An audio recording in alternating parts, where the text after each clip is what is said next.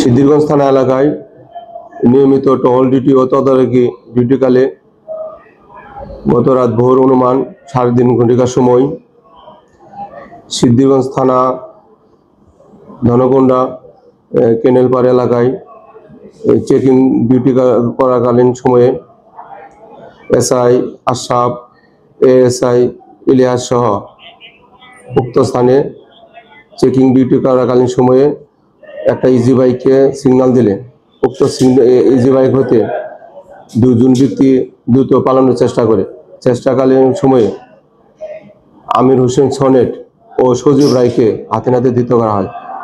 ধৃতকালে তাদের দেহ তল্লাশি করে আমির হোসেন সনেটের দেহ হতে একটি পিস্তল, 3 রাউন্ড তাজা গুলি ও একটা ম্যাগাজিন উদ্ধার করা হয়। অস্ত্র আইনে তাদের বিরুদ্ধে মামলা রুজু প্রক্রিয়াধীন। তাদের বিরুদ্ধে হত্যা মামলা সহ একাধিক মামলা রয়েছে।